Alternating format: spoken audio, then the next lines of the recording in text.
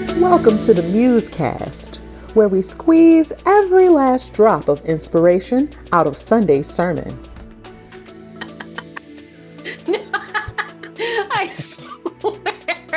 I swear.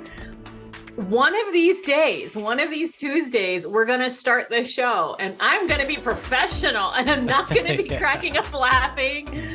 And the thing is there's nothing that has happened other than Dan pushing record, fingers and leaning, but I don't know why.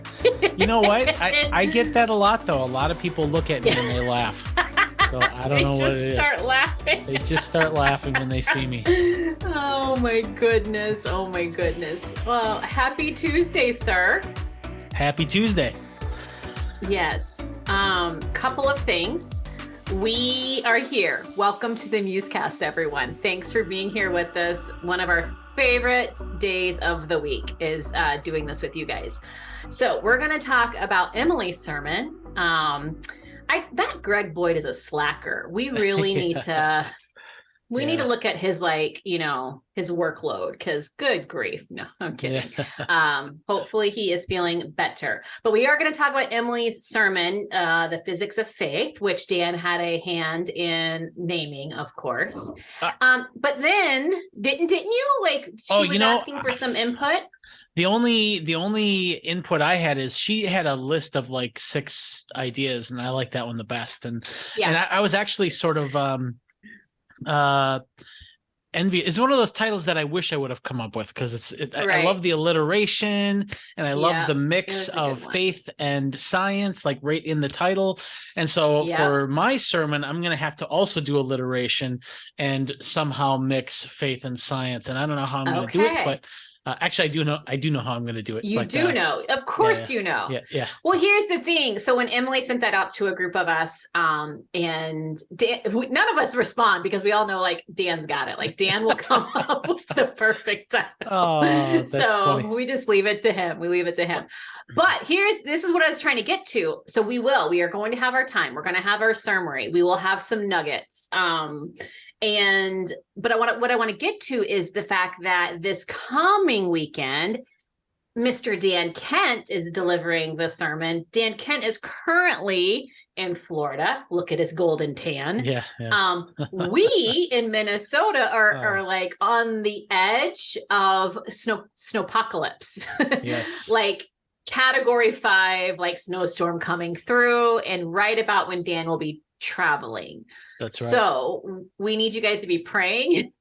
We need you guys to just, put all your good vibes and thoughts and prayers out there so that Dan can get here safely and deliver his sermon, because that's what we're needing.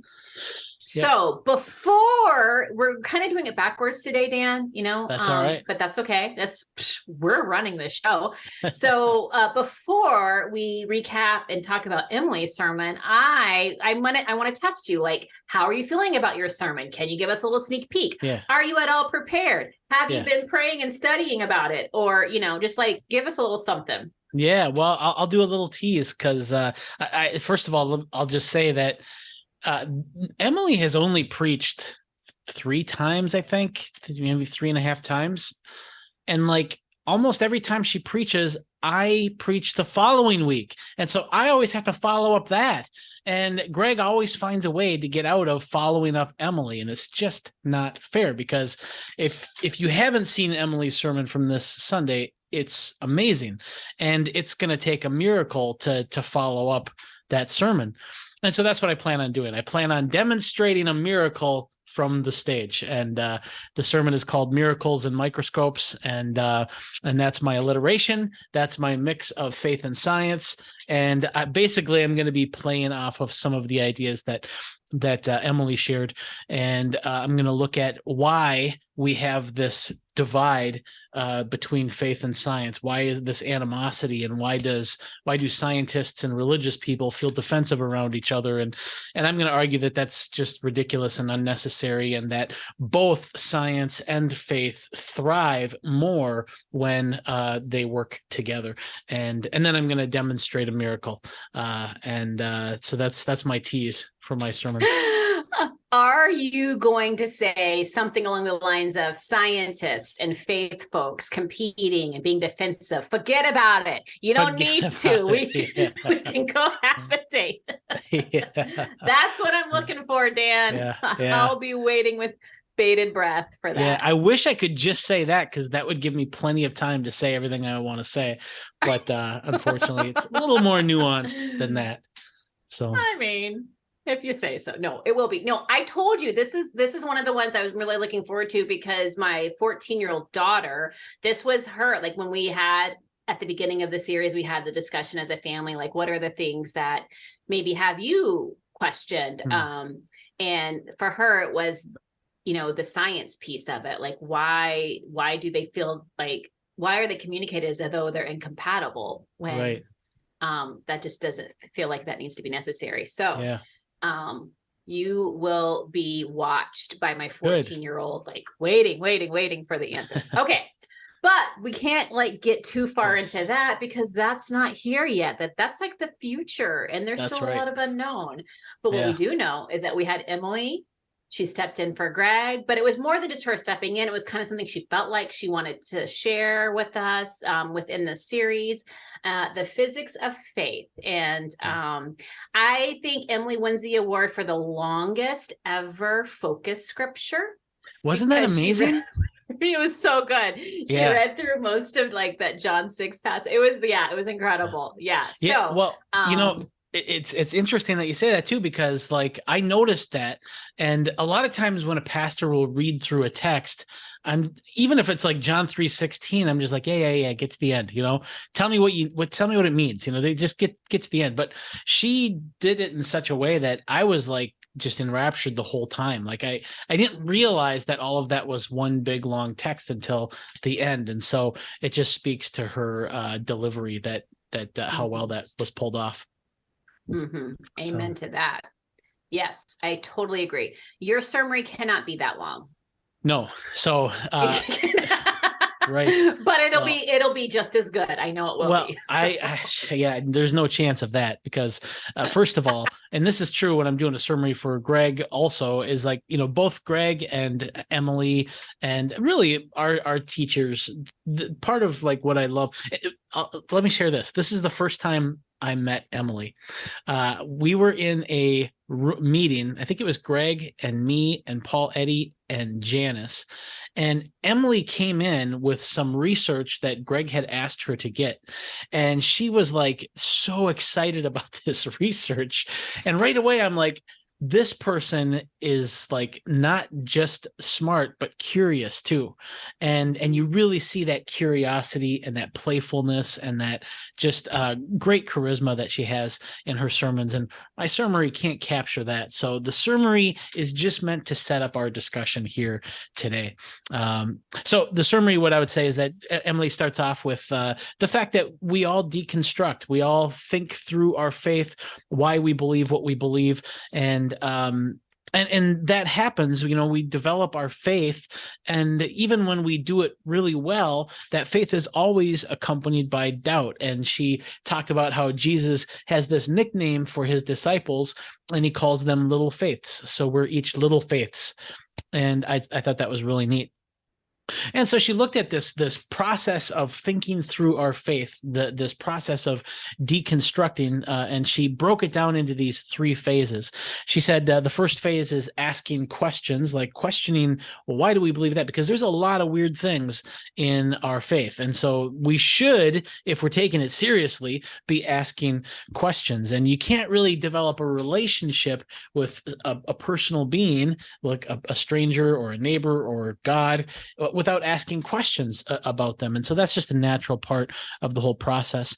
But at some point, since it is a relationship, we do have to come to the point where we make a decision about that relationship. And then we also have to then, because we'll never get rid of all the uncertainty. So we have to figure out how to continue that relationship, continue living out that decision while also living with that uncertainty. But really, I think that for me, I feel like the church over the last 6 months, 9 months has really been kind of hovering around this idea between theology about Jesus and Jesus himself. And Emily sort of tapped on this also, where it all comes down to trusting Jesus. Do you trust me?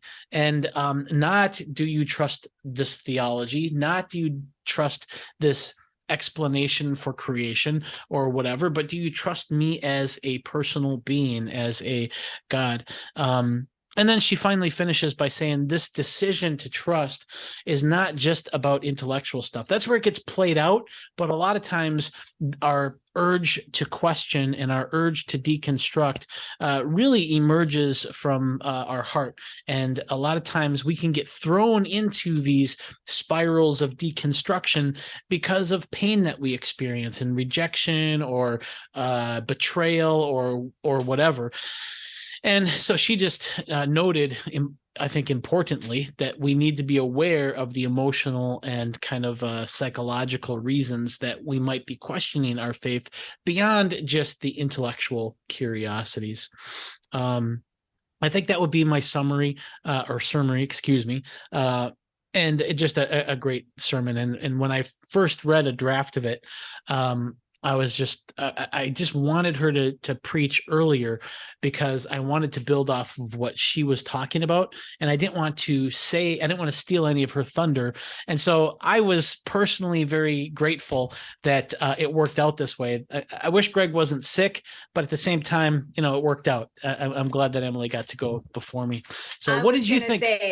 Did you hex him? Did you jinx him? Did you do a little something to ensure that he would not be able to go? I can barely balance my checkbook. That's like next level stuff there. So I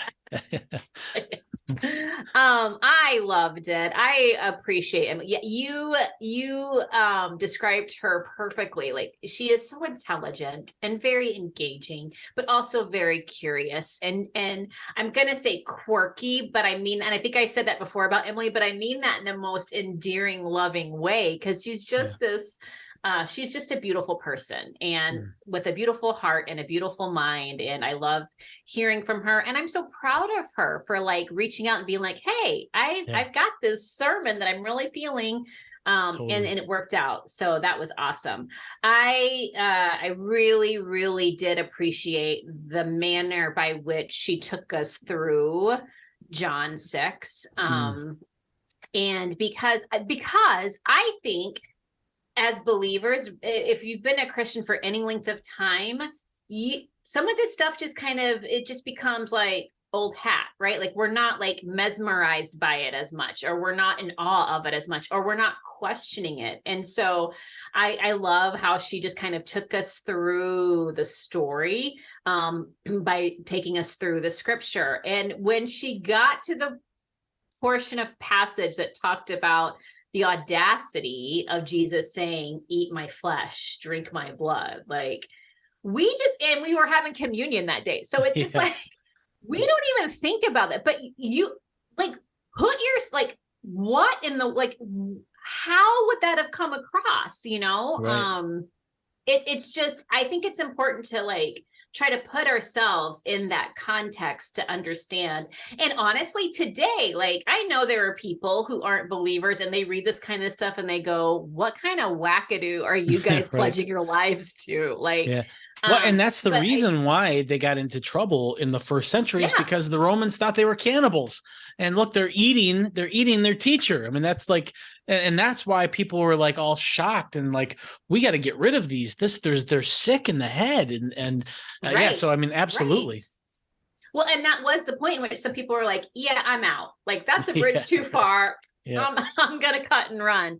But I think it's important to put that in perspective. And I think it is important to, like she said, these different phases of our faith journey to ask questions, but then you do need to make a decision and then live with the uncertainty. And so a couple of notes I wrote down from her 3 phases of our faith journey was, about asking questions.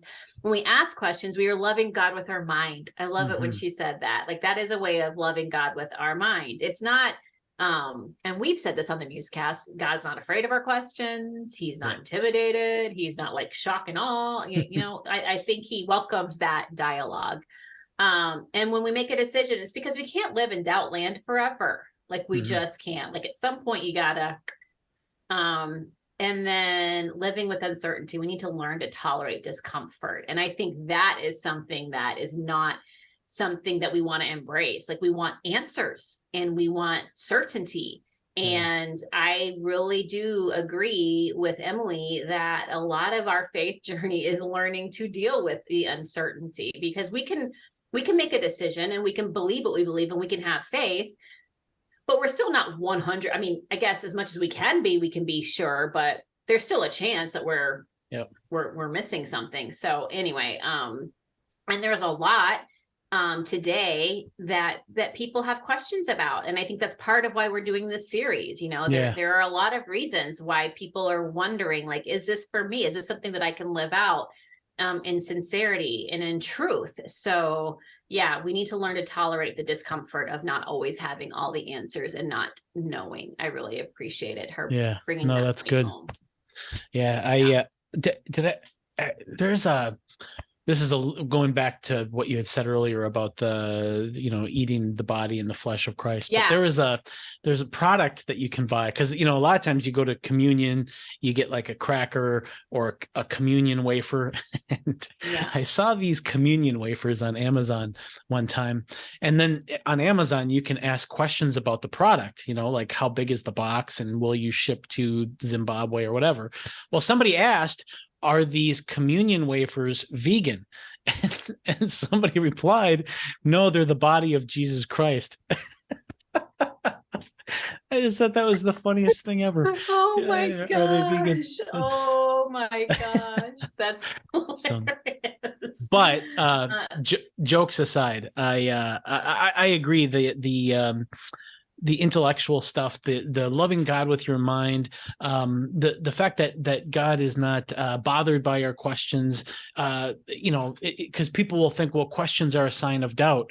It's like, well, yeah, that's right, but that's okay. Doubt is okay, and this is why her section on, faith is always going to have doubt with it, and so I just think that acknowledging that.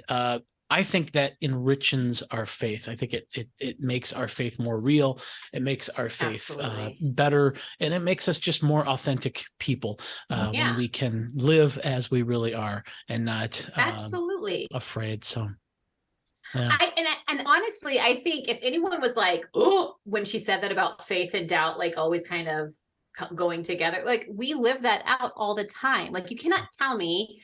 I know, like here in Minnesota, like when I drive over certain bridges that go over like the river, like clearly I have faith that it's going to hold because I'm in my car on the bridge. But there is this, like, I always think, if something were to go wrong, what's my plan of action? Like, what am I, like, there is this, because it has happened, but some things have gone wrong before. Same thing, getting on a plane or getting, like anything, like there's always this element of doubt, but then we walk alongside that in faith because we got places to go and things to do and blah blah blah. So I loved that Emily ended on the heart posture. Me, like I do, because I think that yes, there is an intellectual battle that goes on with the theology, which is why I love that she admonished us and reminded us that Jesus doesn't ask us to engage in a belief system. He asks us to engage in him, to trust him. Yeah. And that has been salvation for me, honestly. I mean, literally, yes. But also, like remember we talked last week or a couple weeks ago about times in which I was going through deconstruction and didn't know that that's what that was. And it was a result of some hurt. But what was my point? The heart. Yes. Thank you, Dan. That like, there were things like I had a million questions, a million things I didn't understand, but I could always come back to, but Jesus, I trust you and I love you. So all this other stuff, we'll figure that out along the way, but this is what I do know. And so even in my moments of deconstruction, because my heart was hurt or wounded, one of the things that the most important thing that I could hold on to, my anchor, was Jesus. And that was my saving grace. That's why I say it was my salvation. So I think that is just so important to recognize. And I'm glad that we're going to be hitting on that in various ways throughout the series. And I think even when we talk about science, I know we may think of that as a head thing, but there are folks who are wounded because they feel like the two are not compatible. Like that could be something that is wounded in our hearts. So absolutely. Well, and I think you're right about that. And that's part of the reason why I think it's interesting that testimony is such a big part of the New Testament witness. Is so important. It's an important part of like what it means to be a Christian, is to be aware of your testimony, because the story that kind of encapsulates your questioning is just as important as the question itself. And you could have two people asking the same question, but there might be a whole constellation of different motivations and experiences and feelings that are behind that question. And I mean, you take a person who grows up in a loving family, whose parents are successful career people, and they've got a good home, and they've got their retirement saved, and they've paid their kids college, and then you take somebody else who maybe is abandoned by their parents, who maybe ends up in a family that is neglectful and addicted to drugs, and that those two people might ask the same question, but holy cow, are they asking different things? And I just think that that's so important to know that there's more to a question than just the question. Absolutely. There's so much backstory, and there's so much that's not being said through what is being asked. And that's such a great point, Dan. Okay, so we've said, and I feel like we've made it very clear, asking questions is okay. We very much encourage that at Woodland Hills. Like, ask the questions. We have Q&As. Like, we are all about that. But then Emily moves us into phase 2 that she called making a decision. And so a question I have for you, Dan, is, because I know you're a thinker and you've asked questions and you've wrestled with things. How would you encourage those who are in that question asking place to move into making a decision? Because like Emily said, we can't live in the doubt land forever. So how does one go about like finally saying, oh, I have made a decision? Yeah. I think that it's a good question. I think it takes a certain amount of courage. It takes a certain amount of willingness to be wrong. Just because you make this commitment, it doesn't mean that because we all make commitments to people who betray us. And so we don't commit and close our mind and heart. We commit because, and this is sort of the nugget I was going to share, so maybe I'll just transition to that. I think that, Greg has said it in the past, where if you view your relationship with God like any other love relationship, where you can ask questions, but asking questions is different inside of a relationship than outside of a relationship. And when you, get married, for instance, you might, even after you're married, still have questions about, who is this person I married? And I'm sure Barbara asks that every day, like, who the heck did I marry? But it's different when you have committed to each other. There's this safety where you can wrestle with those things without jeopardizing the relationship, and the questions take on a different spirit. And so like a love relationship, I think that you have to get to the point where God is reaching his hand down saying, do you trust me? Beyond all of the questions that you have, do you trust that these questions can get answered? And for some people, for me, some of the questions that I needed answered before I could say I trust God is to really believe that God was wholly good, like fully good, that God didn't plan evil and suffering, that was not part of his will. Because I can endure all sorts of sufferings and trials and pain if I know that there is a good and loving God on the other side.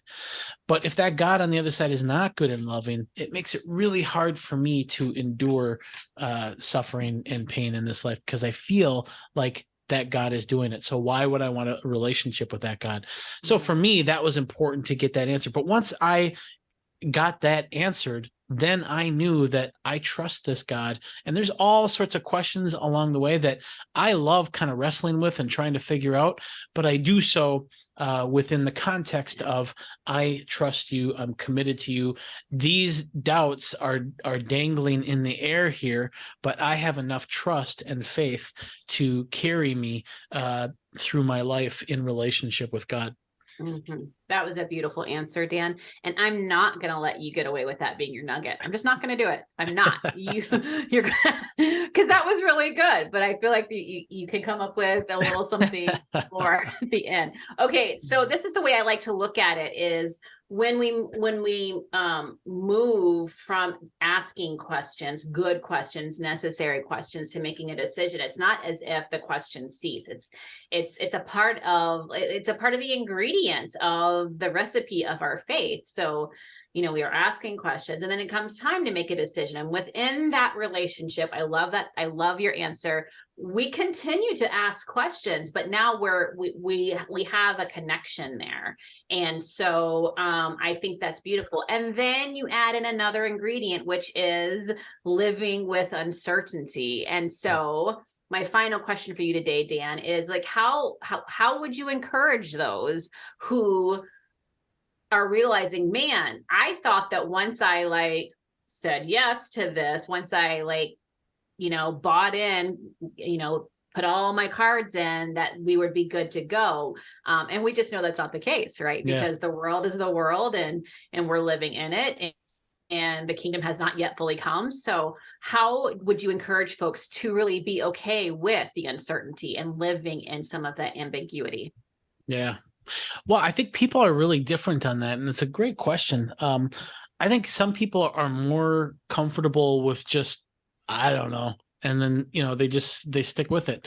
Other people want those uncertainties resolved, and they want insight. They want solutions.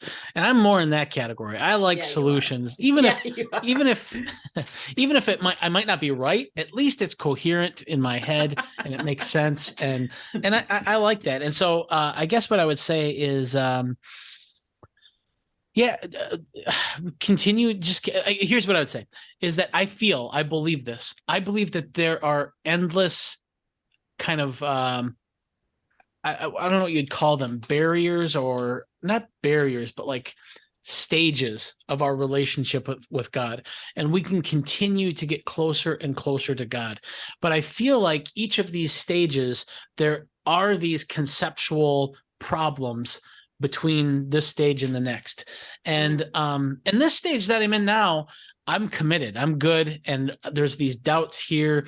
And if I were to throw myself into this, and if I were to find a solution to this, it's been my experience that has opened up new kind of windows into what God is like, and what his love is like, and how great his creation is, and how miraculous it is to be a person, and all of that kind of stuff.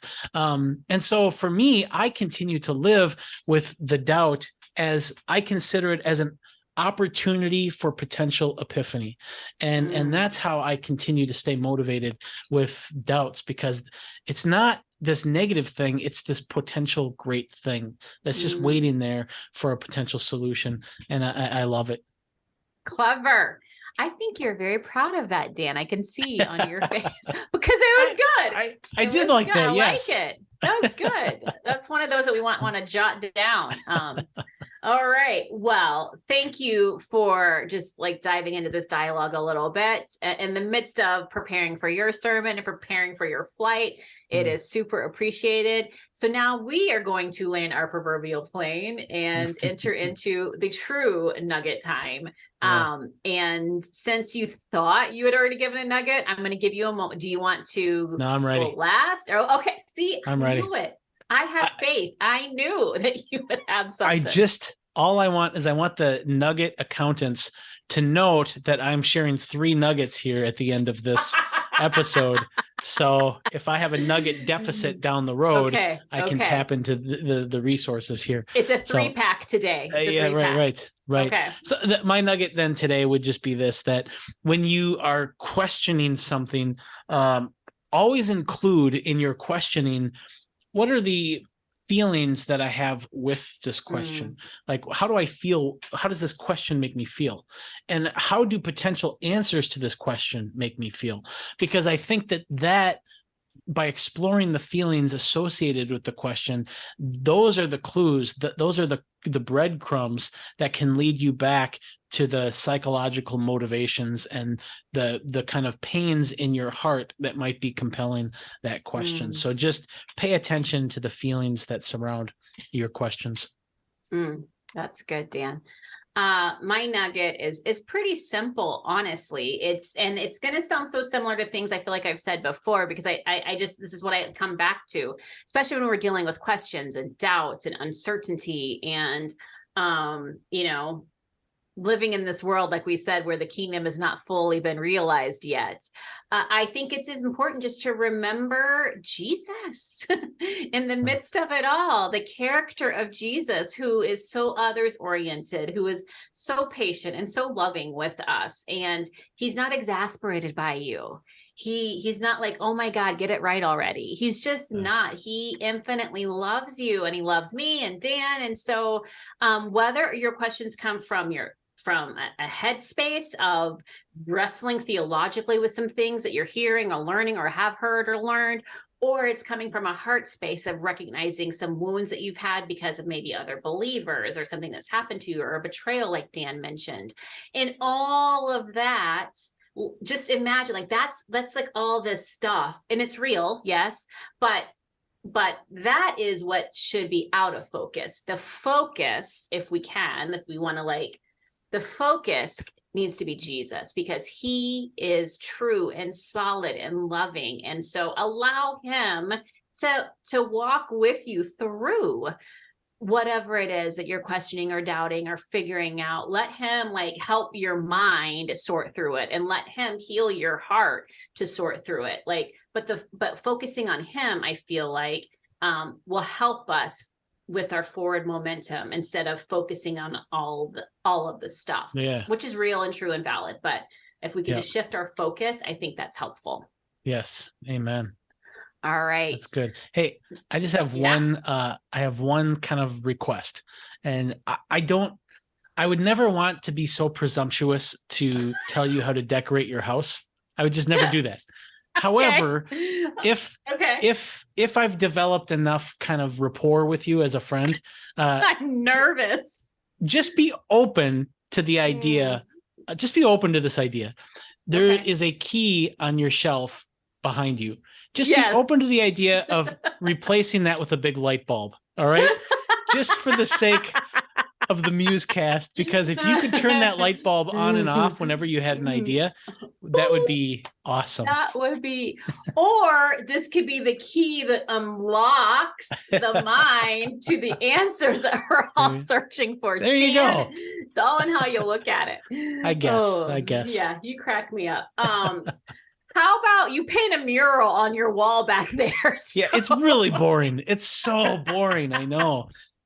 I never thought that having a white wall behind me would irritate so many people. And I get it, because people say to me what is that whiteness behind you? Like I'm in a hospital or something. But yeah, it's really boring, and I apologize for that. Dan, I want you to promise me that if I somehow heed your encouragement in to change something in my background, that you will notice it and that you will comment on it. Okay. I will. All right. All right. I'm going to hold you to it. All right, you guys, listen, be praying. Let's get Dan here. Let's hear his sermon. It's going to be really good. Microscopes and miracles of microscopes. I forget which way that was going, but something like that. It's going to be really good. So let's get him out of here so he can finish prepping, and so he can get up here to deliver this sermon. Thanks for tuning in. Thanks for your questions. Thanks for your engagement. Thanks for chatting. We'll see you next week. Bye, guys.